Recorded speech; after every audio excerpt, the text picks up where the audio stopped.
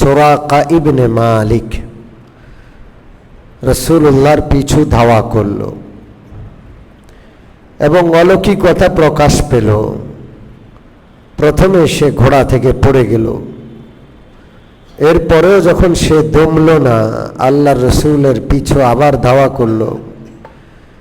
এবার তার ঘোড়াটা মাটির মধ্যে গেড়ে গেল। সে ঘোড়া থেকে নেমে রাসূলুল্লাহর কাছে মাপ চাইল এবং রাসূলুল্লাহর কাছ থেকে সে একটা চুক্তিপত্রের মাধ্যমে ভবিষ্যতের নিরাপত্তা নামা নিল। তার বিশ্বাস হয়ে গেল মুহাম্মদুর রাসূলুল্লাহ সাল্লাল্লাহু আলাইহি ওয়াসাল্লাম একদিন আরবের রাজত্ব করবেন। এখানে এই ঘটনায় আরেকটু অংশ আছে যেটা গত সপ্তাহে বলা হয় নাই। সেটা হলো আল্লাহ রসুল সাল্লাল্লাহু আলাইহি ওয়াসাল্লাম সুরাকাকে একটা কথা বললেন, একটা ভবিষ্যৎবাণী শুনাইলেন। আল্লাহ রসুল বললেন, কাইফা ইয়া সুরাকাতু ইযা লাবিস্তা সিওয়ারা কিসরা। সুরাকা, ওই সময়ে তোমার কি অবস্থা হবে, তোমার কেমন লাগবে যখন বিশ্বের পরাশক্তি পারস্য সম্রাটের রাজমুকুটটা তোমার মাথায় হবে। পারস্য সম্রাটের চুড়িগুলো সেই সময়ের সম্রাটরা অলংকার পরিধান করত, সে অলংকারগুলো তোমার হাতে শোভা পাবে, তখন কেমন হবে? এটা আল্লাহ রসুল সাল্লাল্লাহু আলাইহি ওয়াসাল্লাম হিজরত করে মক্কা থেকে মদিনায় যাচ্ছেন, পথে সুরাকাকে বললেন। আজব অবস্থা। রাসূলুল্লাহ তিনি জান বাঁচিয়ে কোনো রকম ভিন্ন পথে মক্কা থেকে পালিয়ে মদিনায় চলে যাচ্ছেন, আর তিনি সুরাকাকে সুসংবাদ দিচ্ছেন যে একদিন বিশ্বের পরাশক্তি কিসরা বাদশার হাতের অলংকারগুলো সুরাকার হাতে থাকবে, সুরাকা পরিধান করবে। অর্থাৎ কিসরার সাম্রাজ্যের পতন হবে এবং কিসরার বাদশার যে রাজপ্রাসাদের ধনভাণ্ডার আছে, সোনা রূপা অলংকার, এগুলো সব চলে আসবে এখানে। আর সেখান থেকে সুরাকার ভাগ্যে, সুরাকার অংশে জুটবে কোনটা? কিসরা বাদশার হাতের অলংকারগুলো। অবিশ্বাস্য। এই সময়ে এই বিষয়টা, এই ভবিষ্যৎবাণীটা অবিশ্বাস্য ছিল, কিন্তু আল্লাহ যা চান তাই হয়। দ্বিতীয় খলিফা আমিরুল মুমিনিন ওমর ইবনুল খাত্তাব রাদিয়াল্লাহু তাআলা আনহুর সময় যখন মুসলমানরা বিশ্বের বড় বড় পরাশক্তিগুলোকে পদানত করল, পারস্য সম্রাটের চিহ্ন মুসলমানরা মুছে দিল।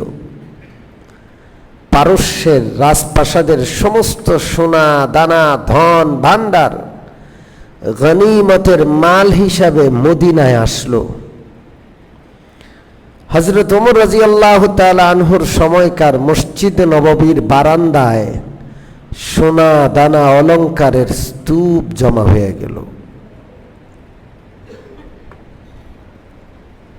হযরত ওমর রাদিয়াল্লাহু তাআলা আনহু যেই দিন পারস্য সম্রাটের সোনা দানা মদিনার মসজিদ নববীর বারান্দায় বা মসজিদ নববীর সামনের মাঠে স্তূপ আকারে রাখা হলো, সেই দিন তিনি মসজিদ নববীতে সিজদায় পড়ে অঝরে কাঁদছেন, অঝরে কাঁদছেন, চিৎকার করে করে কাঁদছেন। মানুষজন বলে, আমিরুল মুমিনিন, আজকে খুশির দিন, আজকে পারস্য সম্রাটের ধনভাণ্ডার এখানে মসজিদ নববীর সামনে, আমরা বিজয়ী, তারা পরাজিত, পরাশক্তির নাম নিশানা মুছে গেছে মুসলমানদের হাতে, তা আজকে খুশির দিন আপনি কাঁদছেন। হযরত ওমর বলেন, আমি দুই কারণে কাঁদছি। এক নম্বর কারণ, দুনিয়া এটা এমনে আসে না, দুনিয়ার পিঠে ফিতনা নিয়ে আসে। কি করে আসে? জোরে বলেন। মলমূত্র এমনে আসে না, মলমূত্র দুর্গন্ধ নিয়ে আসে, তাই কি না বলেন? দুনিয়াটা হলো ফিতনা। মুসলমান এতদিন গরিব ছিল, অসহায় ছিল, ঈমান আমল ঠিক ছিল। সম্পদ যখন এসে যায়, সম্পদ তার চতুর্পাশের প্রাসঙ্গিক বিষয়গুলো নিয়ে আসে, সম্পদ একা একা আসে না। আল্লাহ তাআলা বলছেন, ইন্নামা আমওয়ালুকুম ওয়া আওলাদুকুম ফিতনাহ, তোমাদের সম্পদ তোমাদের জন্য পরীক্ষা, ফিতনা। রাসূলুল্লাহ সাল্লাল্লাহু আলাইহি ওয়াসাল্লাম হাদিসে বলছেন, আদ-দুনিয়া হুলওয়াতুন খাদিরাতুন ওয়া ইন্নাল্লাহা মুস্তাখলিফুকুম ফিহা ফায়ানজুরা কাইফা তা'মালুন। দুনিয়া সবুজ শ্যামল সুন্দর, দেখতে ভাল লাগে। দুনিয়া কারো কাছে আসবে আর খারাপ লাগবে, এটা এরকম মানুষ খুব কম। তো আল্লাহ রাসূল সাল্লাল্লাহু আলাইহি ওয়াসাল্লাম বলেন, দুনিয়া সবুজ শ্যামল সুন্দর, দেখতে ভাল লাগে, নিজের কাছে পাইতে সবাই পছন্দ করে। তো আল্লাহ তাআলা এই দুনিয়া তোমাদেরকে দেন, তোমরা দুনিয়াকে নিয়ে কিভাবে চলো সেটা দেখার জন্য, পরীক্ষার জন্য। ফায়ানজুরা কাইফা তা'মালুন, আল্লাহ তাআলা দেখতে চান যে তোমরা কি করো। দুনিয়ার ভোগবিলাসিতা, অর্থবিত্ত পেয়ে আল্লাহকে ভুলে যাও, নাকি আল্লাহকে স্মরণ রাখো, এটা আল্লাহ দেখতে চান। ফাত্তাকুদ দুনিয়া, শেষে বলেন আল্লাহ রাসূল, দুনিয়া থেকে বাঁচো, দুনিয়া থেকে বাঁচো। আমরা তো দুনিয়া থেকে বাঁচি না। হালাল প্রয়োজনের অতিরিক্ত হালালটা থেকেও বাঁচা উচিত, কারণ দুনিয়া এমন একটা জিনিস যার হালালের পুঙ্খানুপুঙ্খ হিসাব দিতে হবে, আর যার হারামের সাজা ভোগ করতে হবে। কি করতে হবে? হালালের হিসাব দিতে হবে আর হারামের সাজা ভোগ করতে হবে। আমরা তো হারাম থেকে বাঁচি না। আমার শিল্পপতি হইতে হবে, এবার সুদের কারবার না করলে হবে না, সুদের কারবারে ঢুকে যাচ্ছি। হারাম হালালের বাঁচবে, আমার টাকাওয়ালা হইতে হবে। এবং মানুষ অগ্রসর হতে হতে এতটা অগ্রসর হয়েছে যে আমাদের পয়সা চাই, টাকা চাই, এবার কাঠটা খাইলাম, কাঠটা লইলাম, দেখার বিষয় না। পুরা চুরি হোক, ডাকাতি হোক, প্রতারণা হোক, ধোঁকা হোক, ব্যাংক লুট হোক, যেভাবেই হোক সেভাবে আমাকে টাকাওয়ালা হইতে হবে। হযরত ওমর কাঁদতেছেন যে এই যে দুনিয়া আসলো, আমরা তো এতদিন গরিব ছিলাম, এখন পরাশক্তির সোনার স্তূপ মদিনায়, মুসলমানরা এটা সইতে পারবে কিনা, নাকি ফিতনায় পড়ে যাবে, এই জন্য কাঁদতেছিলেন। 2 নম্বর, এত অল্প সময়ে আল্লাহ তাআলা তার রাসূলের কথাকে সত্য পরিণত করলেন। আল্লাহ কি না পারেন, কত বড় মালিক তিনি। এই তো অসহায় ছিলাম আমরা, এই তো বদরের যুদ্ধের রাত্রে তো রাসূলুল্লাহ কাঁদছেন যে আল্লাহ, আমার সারা জীবনের মেহনতে কয়েকটা সাহাবী, এরা যদি আজকের বদরের ময়দানে, এরা যদি আজকে ধ্বংস হয়ে যায়, এরা যদি আজকে মরে যায়, আপনার নাম নেওয়ার কেউ থাকবে না। কয়দিন আগের ঘটনা, আর আজকে আল্লাহ তাআলা পরাশক্তির সমস্ত ধনভাণ্ডারের স্তূপ মদিনায় রাখেন। হযরত ওমর কাঁদছেন, মসজিদ থেকে বের হয়ে আসলেন। হযরত ওমর রাদিয়াল্লাহু তাআলা আনহু মসজিদে নববী থেকে বের হয়ে আসে, ডাকলেন যে সবার আগে সুরাকাকে ডাকো। সুরাকা কাকে ডাকলো? হ্যাঁ, মনে আছে কোন সুরাকা? হ্যাঁ, সবার আগে ডাকা হলো। আর ডেকে বললেন, আজকের এই গনিমতের সম্পদের তোমার অংশ রাসূলুল্লাহ সাল্লাল্লাহু আলাইহি সাল্লাম হিজরতের সময় ঘোষণা করে বন্টন করে দিয়ে গেছেন। এই জন্য তোমার অংশটা সবার আগে দেওয়ার পর বাকি অংশের বন্টন হবে। আল্লাহ রসুল সাল্লাল্লাহু আলাইহি সাল্লামের ভবিষ্যৎবাণী সত্য হলো। হযরত উমর সর্বপ্রথম কিসরার হাতের অলঙ্কারগুলোকে আলাদা করলেন এবং সুরাকাকে দিলেন আর বললেন, তুমি একটু পড়ো, আমরা সবাই দেখব, আর তুমি বলো তোমার কেমন লাগছে। হযরত সুরাকা কিসরার হাতের অলঙ্কারগুলো পরিধান করলেন আর অঝরে কাঁদলেন আর বললেন, আল্লাহ রসুলের কথা সত্য হবে এটা আমি জানতাম, কিন্তু এত তাড়াতাড়ি এটা বাস্তব হবে এটা কল্পনাও করতে পারি নাই। আল্লাহ।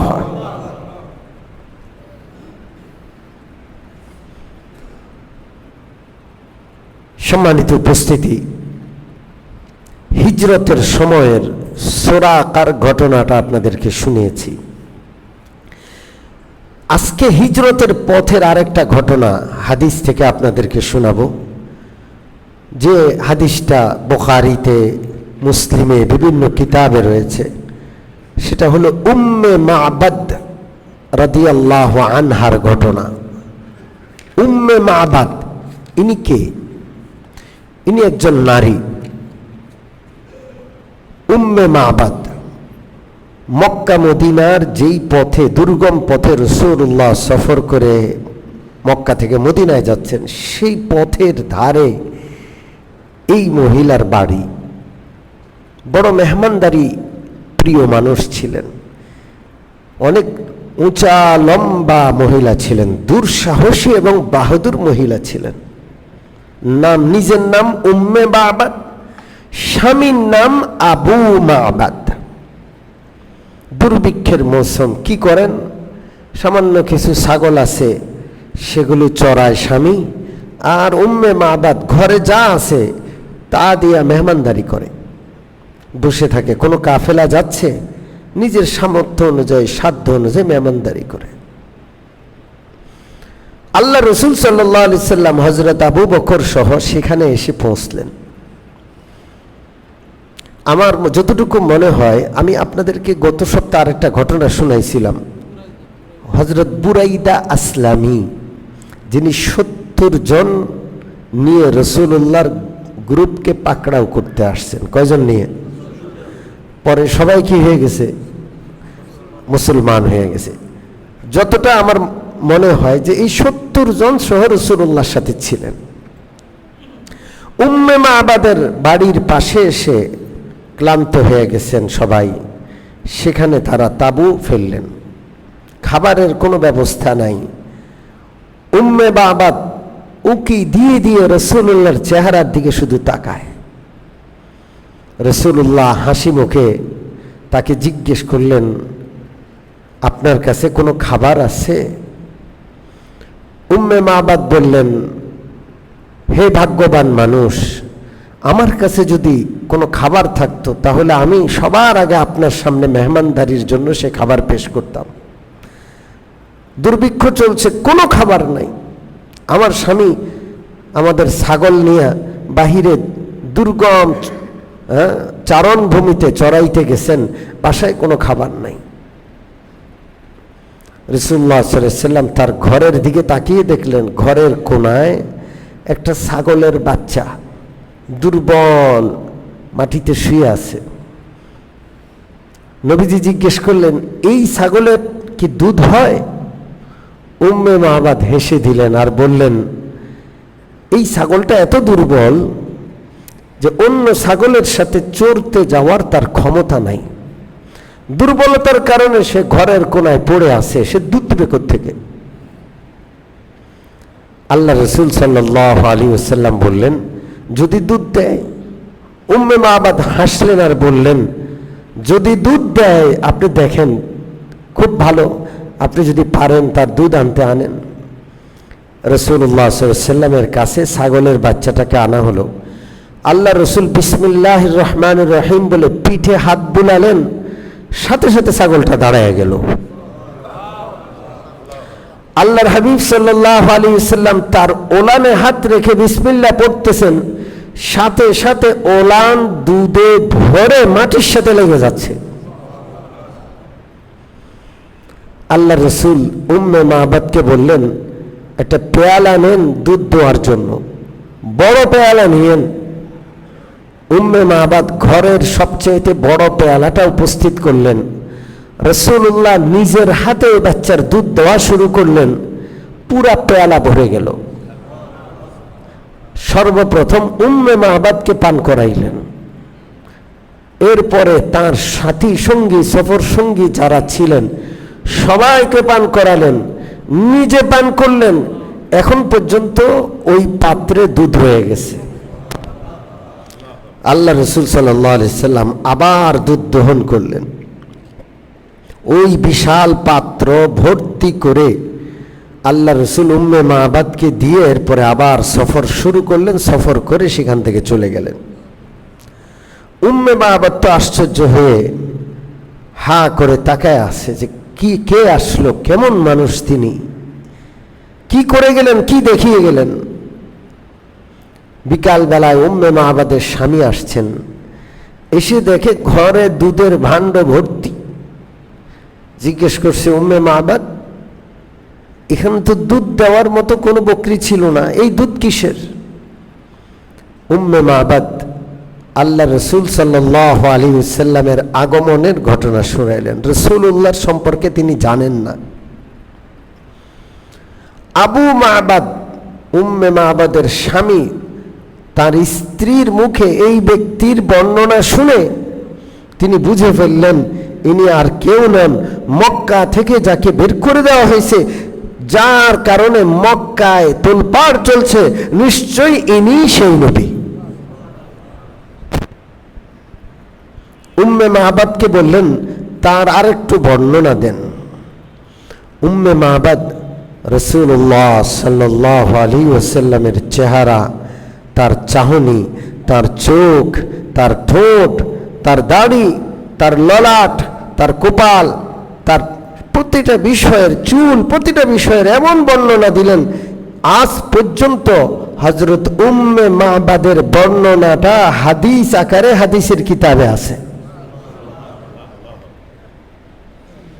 এত আজব বর্ণনা যে কেউ রাসূলুল্লাহকে দেখে নাই, এই বর্ণনা শুনে তার সামনে রাসূলুল্লাহ সাল্লাল্লাহু আলাইহি ওয়াসাল্লামের একটা কল্পনার জগৎ তৈরি হবে।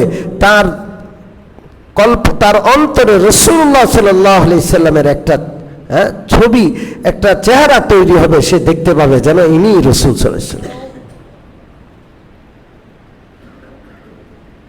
আবু মাবাদ বললেন, আমার মন চায় আমি তার কাছে যাব এবং তার সঙ্গীদের একজন হব।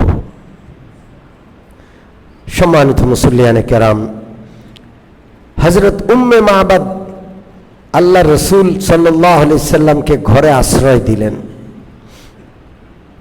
সেখানকার সেই উপত্যকার জিন, এই জিনরা কবিতা পড়ল। কবিতার আওয়াজ শোনা যাচ্ছে, কিন্তু মানুষ কে পড়তেছে দেখা যাচ্ছে না। আর এত জোরে তাদের আওয়াজ হচ্ছে, উম্মে মাবাদের তাবু থেকে মক্কার শহর পর্যন্ত পুরা এলাকায় একটা আওয়াজ, কিছু কবিতা, যে কবিতাগুলো কিতাবে এখন পর্যন্ত আছে। জাযাল্লাহু রাব্বান নাসি খায়রা জাযাইহি রফিকাইনি হাল্লা খিমাতাই উম্মে মাবাদি হুমা নাযালাহা বিল হুদা ফাহতাদাত বিহি ফাকাদ ফাযা মান আমসা রফিকা মুহাম্মাদি। আজব আজব কিছু কবিতা এখানে, কবিতাগুলো আছে। আল্লাহ তাআলার পুরস্কার লাভ করেন ওই নারী, যেই নারী আল্লাহর রসুল এবং আবু বকরকে তার ঘরে আশ্রয় দিল, মেহমান বানালো। আল্লাহ তাআলার পুরস্কার, আল্লাহ তাআলার পক্ষ থেকে উত্তম প্রতিদান তিনি লাভ করেন। এরপরে আরো বলছেন যে এই দুইজন হেদায়েতের পথের দিশারি, যারাই রাসূলুল্লাহ সাল্লাল্লাহু আলাইহি সাল্লামের হেদায়েতের পথ অনুসরণ করবে তাদের আর কোনো চিন্তা নাই, তারা জান্নাতের পথ পেয়ে যাবে। কবিতা অনেকগুলো আছে এখানে, আমি সবগুলো পড়লাম না। কবিতাগুলোর মধ্যে আল্লাহ রসুলের প্রশংসা, আল্লাহ রসুল যেই ঘরে আশ্রয় নিয়েছেন সেই ঘরওয়ালাদের প্রশংসা, যারা আল্লাহ রসুলের সফর সঙ্গী আছেন তাদের প্রশংসা, পাশাপাশি ওই লোকগুলোকে হতভাগা বলা হয়েছে যারা এমন একটা মানুষকে তাদের এলাকা থেকে, গোত্র থেকে, তাদের ভূমি থেকে বের করে দিয়েছে। ওদের মতো হতভাগা আর কেউ হয় না, এই কথাও আছে। আর ওরা ভাগ্যবান যারা রাসূলুল্লাহ সাল্লাল্লাহু আলাইহি সাল্লামের মতো এমন মানুষটাকে বুকে তুলে নিল, মাথায় তুলে নিল, আশ্রয় দিল তাদের ভূমিতে, তাদের মতো ভাগ্যবান আর কেউ হয় না। এই কবিতাগুলো হযরত উম্মে সালামা রাদিয়াল্লাহু আনহা থেকেও বর্ণিত। হযরত আম্মা জান আয়েশা এবং আম্মা জান আয়েশার বড় বোন হযরত আসমা রাদিয়াল্লাহু আনহা থেকেও বর্ণিত। হযরত আসমা বলেন, আল্লাহর রসুল মদিনায় যাচ্ছেন এটা সুনির্দিষ্টভাবে আমরা বলতে পারতাম না আগে, কিন্তু এই কবিতার আওয়াজ শোনার পর আল্লাহ রসুলের নিশ্চিত গন্তব্য মদিনা, এটা আমরাও বুঝলাম, মক্কার মানুষও বুঝল। যাই হোক, আল্লাহ রসুল সাল্লাল্লাহু আলাইহি ওয়াসাল্লাম মদিনার পথে চলে গেলেন। একেবারে মদিনার কাছাকাছি দুইজন সাহাবী যারা আল্লাহ রসুল সাল্লাল্লাহু আলাইহি ওয়াসাল্লাম মদিনায় যাওয়ার আগে ঈমান এনেছিলেন, তারা ব্যবসায়ী কাফেলা নিয়ে কোথাও যাচ্ছিলেন বা কোথাও থেকে ফিরছিলেন। একজন হযরত জুবাইর ইবনুল আওয়াম রাদিয়াল্লাহু তাআলা আনহু, আরেকজন অন্য সাহাবী। এই দুইজন সাহাবী ব্যবসায়িক কাফেলার সাথে যাচ্ছেন, আর রাসূলুল্লাহ মক্কা থেকে হিজরত করে মদিনায় আসছেন। মদিনায় প্রবেশের আগ মুহূর্তে এই কাফেলার সাথে রাসূলুল্লাহর কাফেলার দেখা হলো।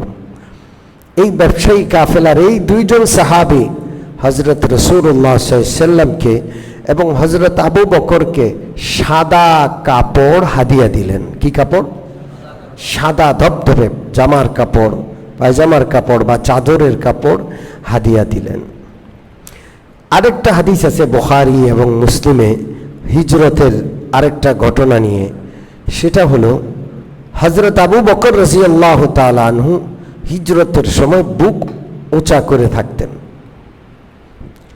যখন যেন মানুষ রাসূলুল্লাহর চাইতে আবু বকরের দিকে চোখ দেয় বেশি। তো ঠিকই, যেহেতু এটা একটা পথ, আরও পথিক আছে, আরও অন্য অন্য মানুষ আছে, বিভিন্ন এলাকা অতিক্রম করার সময় এলাকার মানুষ আছে, তারা মনে করতেন হযরত আবু বকরই মূল মানুষ। তো হযরত আবু বকরের সাথে কথা বলতে বলতে মাঝে মাঝে জিজ্ঞেস করতেন, ইনি কে? অর্থাৎ রাসূলুল্লাহ সাল্লাল্লাহু আলাইহি সাল্লামের ব্যাপারে জিজ্ঞেস করতেন, ইনি কে? তো হযরত আবু বকর সিদ্দিক রাদিয়াল্লাহু তাআলা আনহু রাসূলুল্লাহর পরিচয়টা এভাবে দিতেন সূক্ষ্মভাবে, হাযার রাজুলু ইয়াহদিনি, ইনি এমন ব্যক্তি যিনি আমাকে পথ দেখান। যিনি আমাকে কি দেখান? তো যারা জিজ্ঞেস করত, যেহেতু রাসূলুল্লাহর পরিচয়টা গোপন রাখা উদ্দেশ্য, তো গোপনীয়তাও রক্ষা হতো। যারা জিজ্ঞেস করত তারা মনে করত এই কাফেলার মূল ব্যক্তি হইলেন আবু বকর, আর ইনি হইলেন পথ প্রদর্শক, রাহবর, পথ প্রদর্শক। তো হযরত আবু বকর পথ প্রদর্শক বলতেন এক অর্থ নিয়ে, আর মানুষ বুঝতো আরেক অর্থ দিয়ে। মানুষ বুঝতো ইনি মূল পথ, যে চলার পথ, সেটা দেখায় দেখায় নিয়ে যাচ্ছেন। আর হযরত আবু বকর বলছেন এই অর্থে যে ইনি আমাকে জান্নাতের পথ দেখান। কিসের পথ? জান্নাতের পথ দেখান। সম্মানিত উপস্থিতি, আরও ছোট্ট ছোট্ট কিছু ঘটনা আছে, সেগুলো আর না বলি।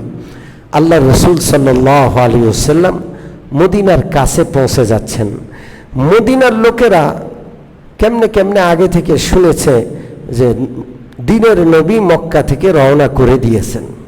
তারা প্রতিদিন সকালে সূর্য ওঠার আগে মদিনা থেকে আরও ৩-৪ কিলোমিটার দূরে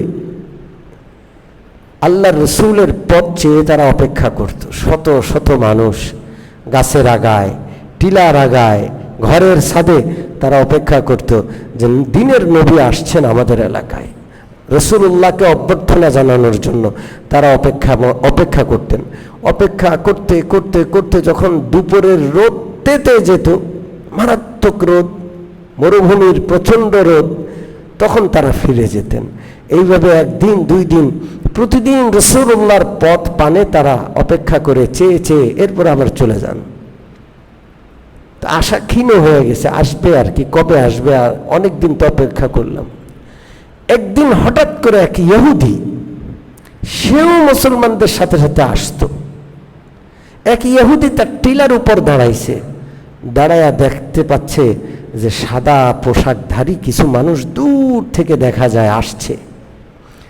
সে দেখে তার কাছে এমন মনে হলো, যেহেতু সে তাওরাত পড়েছে আর তাওরাতে রাসূলুল্লাহর হিজরতের কথা স্পষ্টভাবে আছে, রাসূলুল্লাহ হিজরত করে আসবেন মদিনায়, এমন মনে হবে যে দিনের সূর্য ম্লান হয়ে গেছে আর ওই দিক থেকে, মক্কার দিক থেকে আরেকটা সূর্য যেন মদিনাকে আলোকিত করে মদিনায় ঢুকছে।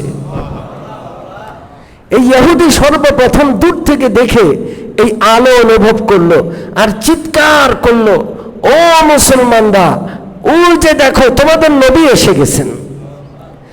তার চিৎকারটা এত বিকট আর এত বিশাল ছিল, সাথে সাথে কোবা পল্লী, দূরবর্তী পল্লী, সব এলাকায় এই আওয়াজ ছড়ায় পড়ল। আবাল বৃদ্ধ বনিতা সবাই দৌড়ে চলে আসলো আর সবাই অপেক্ষা করছে। ওই যে দেখা যাচ্ছে ধীরে ধীরে ধীরে ধীরে দ্বীনের নবী কোবায় আসছেন, মদিনার দিকে আসছেন। আল্লাহ রাসূল সাল্লাল্লাহু আলাইহি ওয়াসাল্লামকে তারা অভ্যর্থনা জানালো, তার তাকবীর দিল। বনু আমর যারা কোবায় বসবাস করত, রাসূলুল্লাহর আগমনে সর্বপ্রথম তারা তাকবীর দিল। কি দিল? জোরে বলেন কি? মক্কায় সর্বপ্রথম তাকবীর দিলেন খুদ রাসূলুল্লাহ। যেই দিন হযরত ওমর ইসলাম গ্রহণ করছেন, খুশিতে তাকবীর দিলেন কে?